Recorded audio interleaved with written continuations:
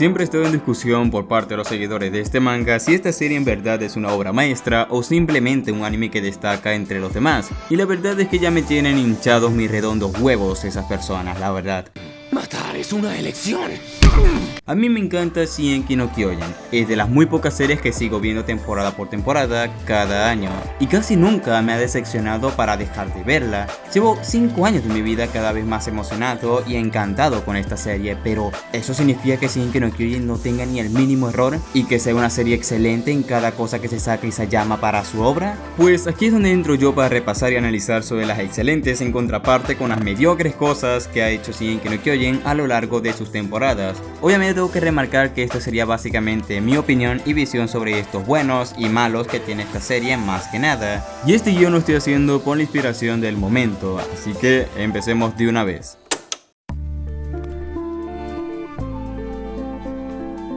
Nadie puede negar el extenso elenco de personajes, tanto principales como secundarios, que tiene esta serie. Incluso me atrevería a decir que tiene mucho más personajes en tan pocos capítulos que muchos animes actuales. No quiero dejar de entender que mientras más personajes haya en una serie, mejor. Generalmente sucede que mientras más personajes igual a subtramas. Lo ya tibio que hacen los mangakas al incluir personajes secundarios es que su obra inevitablemente se desprende del argumento central. De aquí da paso a las subtramas para desarrollar a un personaje secundario que tendrá relevancia en el siguiente arco argumental o simplemente dedicarle un arco entero.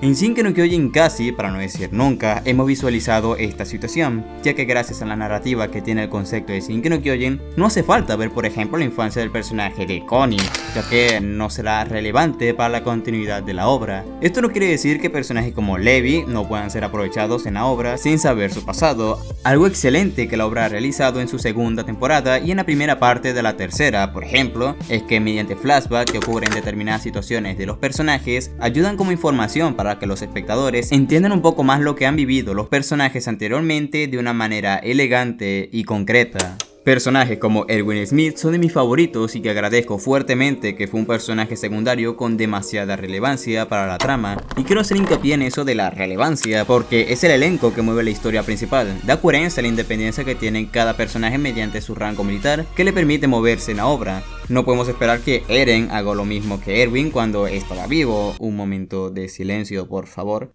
Porque apenas es un soldado que está siendo resguardado por la Legión de Reconocimiento gracias a su poder de titán, y lo tienen como una herramienta básicamente. Estos trabajos lo tienen que realizar otros personajes, si no entonces cualquier idiota puede empezar un golpe de estado, ¿no creen? Y para mí esto es un punto excelente que tiene esta serie. Tenemos un elenco de personajes interesantes que luchan por el mismo enemigo en común, por la patria y la humanidad. Y que menos mal no ha habido tantas subtramas que dividan la continuidad de la obra. Aunque la cuarta temporada ya lo está haciendo.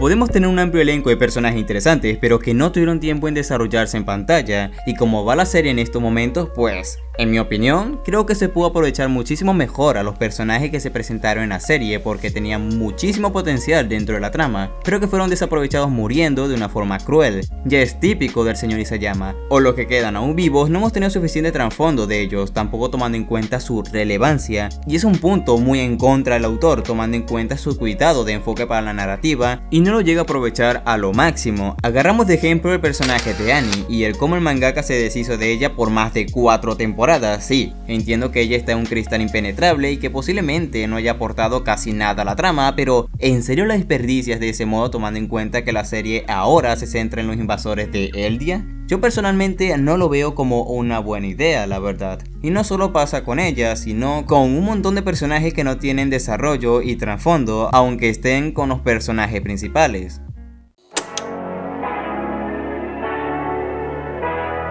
El cómo se llama plantea realismo en su ficción es bastante agradable de visualizar y analizar. El terror es algo muy constante que someten los personajes de esta obra. Obviamente los protagonistas al principio de la serie pues nos transmiten otra emoción, como la sensación de ser libres al salir de los muros gigantes que los despojan de las emociones como la libertad. Y me parece un sentimiento muy realista dentro de su contexto e historia. También quiero mencionar el realismo que funciona en su mundo y el cómo se manejan en este. En Shingeki no Kyojin hay un montón de simbolismo que se muestran o se cuentan en los openings o también en las ilustraciones.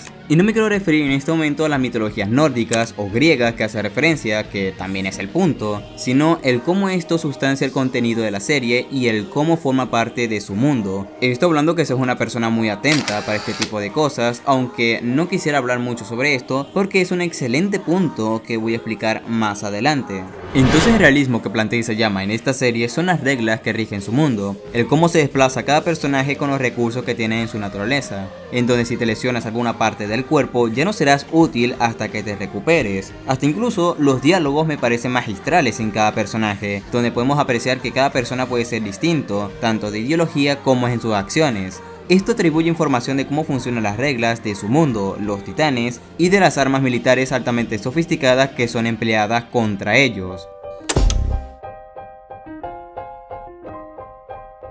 Todo lo anterior puede sonar muy bonito y elaborado, pero ¿de qué te sirve tanta elaboración y reglas que rigen tu mundo, por lo cual hace ver tu serie realista, si no lo vas a respetar? ¿A qué me refiero? Pues, al ser el primer manga de Ajin Isayama, no quiere proyectar en su historia desde el principio muchas cosas, tantas que hace que se te olvidan que fueron trazadas y otras que tienen lógica dentro de su mundo. Esto funciona para que nosotros tengamos una noción de lo que se puede o no en esta serie.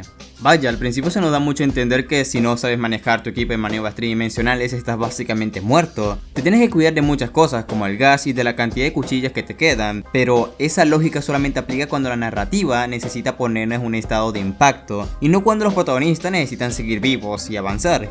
Entonces son en esos momentos donde prácticamente pueden volar libremente y sus cuchillas los vuelven invencibles. Mi casa, por favor. Es que es inevitable. Isayama no respeta sus propias reglas de su mundo, o a veces la serie se les olvida que existen. Y si el guión no lo requiere para los puntos claves de la serie para generar tensión, entonces no existen.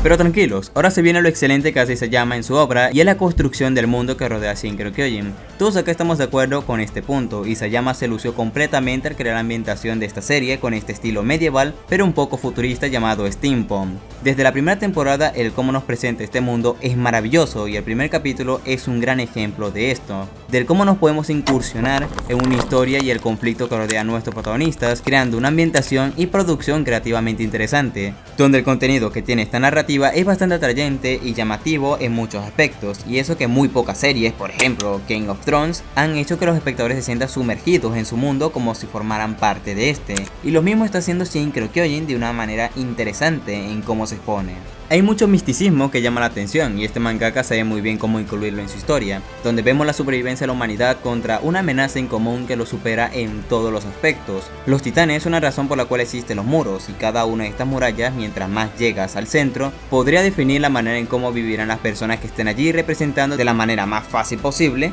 las escalas sociales y las condiciones de esa sociedad, como la religión que guarda los secretos dentro de los muros y de la sangre real.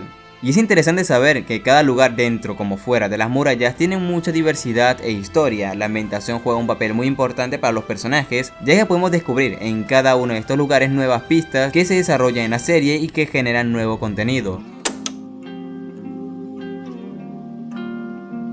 Sin embargo, muchos no están de acuerdo conmigo al decir esto, pero Isayama está desperdiciando su propio mundo, aunque se está expandiendo a literalmente nuevas fronteras muchísimo más allá de nuestro conocimiento. Considero que su mayor fuerte es en la isla Paradise, donde marcó su característico estilo para la obra, y aún así no hemos explorado casi nada junto a los personajes, esos lugares que tanto se nos dice que están allí, pero que no son mostrados en pantalla. Se pudo haber aprovechado muchísimo más este contenido incógnito en lo visual y hubiera sido espectacular. No digo que todo tiene que ser mostrado, pero sí explorar lo que nos estás proponiendo. Y vaya, con esto no es necesario decir que Isayama para este punto es como un lo puedo hacer, pero no quiero hacerlo. Así que quédate quieto o si no voy a matar a otro personaje cruelmente. Estos son los puntos por los cuales la serie no deja de sorprender mientras sigue transmitiéndose. El misterio juega un papel muy importante a lo largo de Shingeki no Kyojin y todos acá sabemos el por qué ha sabido mantener a sus espectadores y llegar a más público en cada capítulo. Y algo excelente de este punto es que tanto el señor Isayama como el director de la adaptación, que considero que ha hecho un gran trabajo manejando este punto, saben cómo introducirte en cada situación que se desarrolla en la serie y cómo tratar al espectador con respeto, por lo cual no se nos muestra de manera directa el conflicto, sino que mientras sigues viendo la serie, poco a poco el problema se va resolviendo de una manera elegante y elaborada. y el simple hecho de que los antagonistas de la serie siempre fueron unos infiltrados que forman parte del elenco principal de los protagonistas, no sea ridículo o sacado totalmente de la nada para generar tensión plástica. Shingeki no Kyojin sigue vigente hasta el momento y gracias a estos puntos, por lo cual sorprende los misterios y el cómo se resuelven cada uno de estos de una manera muy creativa, porque no muchas series de televisión se han arriesgado tanto como lo ha hecho esta serie, y debemos reconocer que el mangaka tiene esa capacidad de arriesgarse con su obra y en cada cosa que hace para mejorar la trama.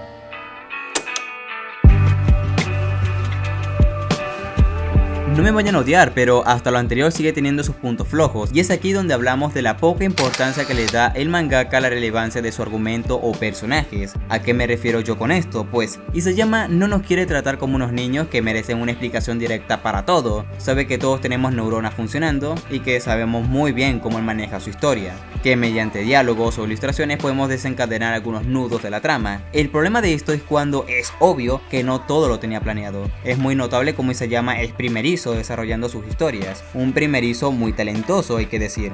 El punto de esto es cuando tu historia sigue avanzando y a veces se presiente como Isayama se le va ocurriendo ideas repentinas en la marcha que va escribiendo su obra para poder seguir teniendo una trama llena de sorpresas, por lo cual no le da suficiente importancia a su argumento central, sabiendo muy bien que es desde ese punto donde parte su historia.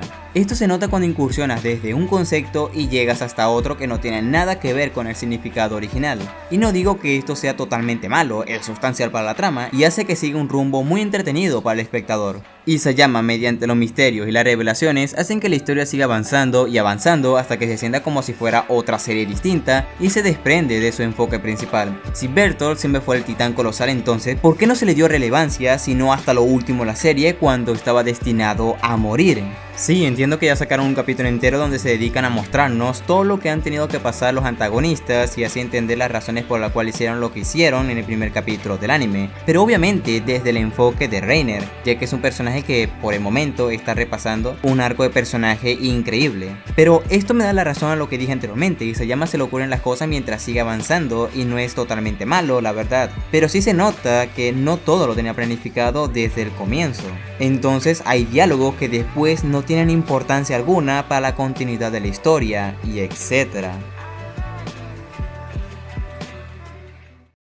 Bueno chicos, ya terminamos este nuevo video. Sinceramente me ha costado un poco realizarlo, más que todo el guión, para no hacer este video tan extenso, pero tampoco hacer un video donde no tenga argumentos para decir esta clase de cosas, ya que hice todo lo posible para no decir muchas cosas superficiales en este video y así quedar como un idiota. Aparte, quiero dejar en pantalla la gran mayoría de comentarios que me dejaron en una publicación en la comunidad de mi canal, donde les pedía su opinión sobre las cosas buenas y malas que tiene esta serie sin necesidad de ser objetivos, solamente lo que ustedes consideran sobre este tema desde su punto de vista. Y me parece bastante interesante saber sus opiniones sobre esto, ya que me ayudaron muchísimo para conseguir un buen enfoque para este video. Así que quiero decirles lo mucho que aprecio sus comentarios y opiniones. Ustedes saben que los tomo demasiado en cuenta a la hora de realizar un video, y si no fuera por ustedes, entonces ya prácticamente hubiera dejado el canal en el olvido. Así que sin más nada que decir, nos vemos para la próxima. Chao.